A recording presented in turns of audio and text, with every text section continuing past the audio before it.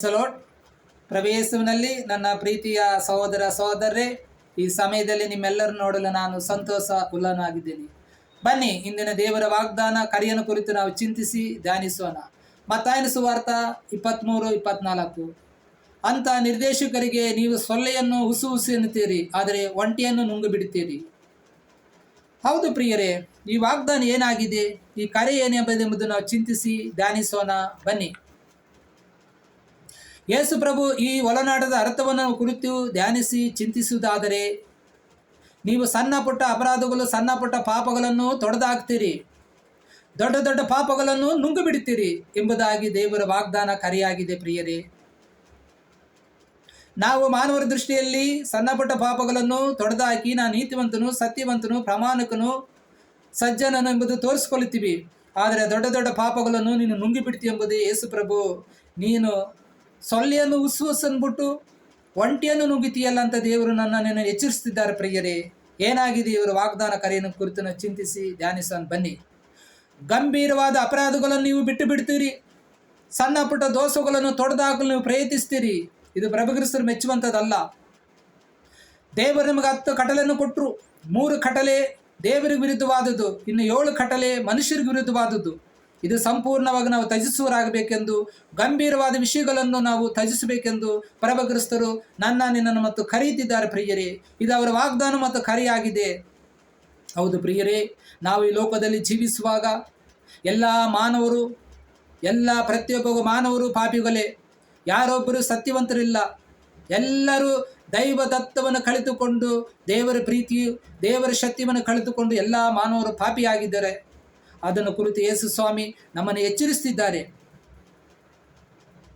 ಬನ್ನಿ, ಇದನ್ನ ವಾಗ್ದಾನ ವಚನ ಪ್ರಕಾರ ನಾವು ಚಿಂತಿಸಿ ಧ್ಯಾನಿಸುವುದಾದರೆ, ನಾವೆಷ್ಟೋ ದೊಡ್ಡ ದೊಡ್ಡ ಅಪರಾಧಗಳನ್ನು ಮಾಡುತ್ತಾ ಆ ಅಪರಾಧಗಳನ್ನು ನಾವು ನುಂಗು ಬಿಡ್ತೀವಿ. ಅದಕ್ಕೆ ಯೇಸು ಸ್ವಾಮಿ, ನೀನು ಸೊಳ್ಳೆಯನ್ನು ಸೂಸಂತೀಯಿ, ಒಂಟಿಯನ್ನು ನುಂಗು ಬಿಡ್ತೀವಿ. ಸಣ್ಣ ಪುಟ್ಟ ಪಾಪ ಒಪ್ಪಿಕೊಳ್ತೀವಿ. ಪಾಪ ನಿವೇದನೆಯಲ್ಲೋ, ಸಹೋದರನಲ್ಲೋ, ಹೆಂಡತಿಯಲ್ಲೋ, ಮಕ್ಕಳಲ್ಲೋ ನೀನು ಎಲ್ಲಿ ಜಗಳ ಮಾಡ್ತೀವಿ, ಎಲ್ಲಿ ನಿನ್ನ ಸಂಬಂಧ ಮುರಿದು ಹೋಗಿದೆಯೋ ಅಲ್ಲಿ ಎಲ್ಲ ಸಣ್ಣ ಪುಟ್ಟ ವಿಷಯಗಳನ್ನು ನೀನು ತೊಡೆದು ಹಾಕಿ ನಿನ್ನ ಸಂಬಂಧವನ್ನು ನೀನು ಸರಿಪಡಿಸ್ಕೊಳ್ತೀವಿ. ದೇವರಿಗೆ ವಿರುದ್ಧವಾಗಿ ನೀನು ಮಾಡಿರುವಂಥ ಗಂಭೀರವಾದ ಅಪರಾಧಗಳನ್ನು ನೀನು ಸರಿಪಡಿಸಿಕೊಳ್ಳದೆ ಹೋದರೆ ದೇವರು ಇದನ್ನು ಕುರಿತೇ ನುಡಿಯುತ್ತಿದ್ದಾರೆ. ನೀನು ದೊಡ್ಡ ದೊಡ್ಡ ಅಪರಾಧವನ್ನು, ದೊಡ್ಡ ದೊಡ್ಡ ಪಾಪವನ್ನು ಮಾಡಿ ನೀನು ನುಂಗಿ ಬಿಡ್ತಾ ಇದೀಯಿ. ಸಣ್ಣ ಪುಟ್ಟ ಪಾಪವನ್ನು ತೊಡೆದು ಹಾಕಲು ನೀನು ಪ್ರಯತ್ನ ಮಾಡ್ತಾ ಇದೆಯಲ್ಲ, ಇದಾಗದು. ಅದಕ್ಕೆ ಯೇಸು ಪ್ರಭು, ನೀವು ಸೊಳ್ಳೆಯನ್ನು ಅಂತೀರಿ, ಒಂಟಿಯನ್ನು ನುಂಗು ಬಿಡ್ತೀರಿ. ಅದೇ ರೀತಿ ಸಣ್ಣ ಪುಟ್ಟ ಪಾಪವನ್ನು ಒಪ್ಪಿಕೊಳ್ಳುತ್ತೀರಿ, ದೊಡ್ಡ ದೊಡ್ಡ ಪಾಪವನ್ನು ನಿಮ್ಮಲ್ಲಿ ಇಟ್ಟುಕೊಳ್ಳುತ್ತೀರಿ. ಇದು ಧರ್ಮಸಭೆಗೆ ವಿರುದ್ಧವಾಗಿ, ಸಮಾಜಕ್ಕೆ ವಿರುದ್ಧವಾಗಿ, ದೇಶಕ್ಕೆ ವಿರುದ್ಧವಾಗಿ, ಪ್ರಜೆಗಳಿಗೆ ವಿರುದ್ಧವಾಗಿ, ನೆರೆಯವರಿಗೆ ವಿರುದ್ಧವಾಗಿ ನಾವು ಗೌಪ್ಯವಾಗಿ ಮಾಡಿದ ಪಾಪಗಳನ್ನು ಕುರಿತು ಯೇಸು ಸ್ವಾಮಿ ನಮ್ಮನ್ನು ಎಚ್ಚರಿಸುತ್ತಿದ್ದಾರೆ. ಪ್ರಿಯರೇ, ಬನ್ನಿ, ಇಂದಿನ ವಾಗ್ದಾನವನ್ನು ನಾವು ಆಳವಾಗಿ ಚಿಂತಿಸಿ ಧ್ಯಾನಿಸುವುದಾದರೆ, ವಿಮೋಚನ ಕಾಂಡ 20ನೇ ಅಧ್ಯಾಯ 1ನೇ ವಚನದಿಂದ ನಾವು 16-17 ತನಕ ನೋಡುವುದಾದರೆ, ದೇವರು ನಮಗೆ 10 ಕಟಲೆಯನ್ನು ಕೊಟ್ಟರು.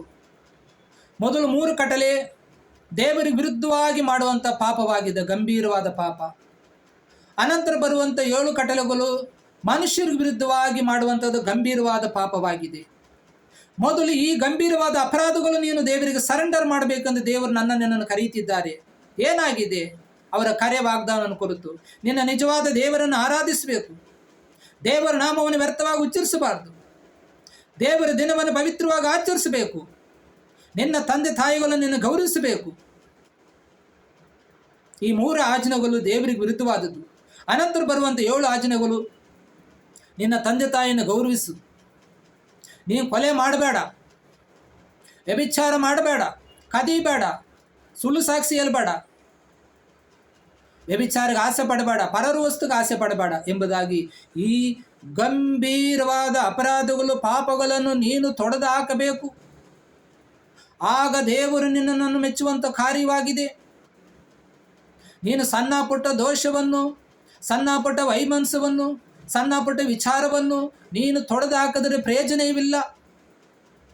ಇದಾಗಿದೆ ಯೇಸು ಸ್ವಾಮಿ ಇಂದಿನ ವಾಗ್ದಾನ. ಮತ್ತಾಯನ ಸುವಾರ್ತೆ 23ನೇ ಅಧ್ಯಾಯ 24ನೇ ವಚನದಲ್ಲಿ ಕುರಿತು ಪ್ರಭುಕ್ರಿಸ್ತ ಈ ರೀತಿ ನುಡಿದರು,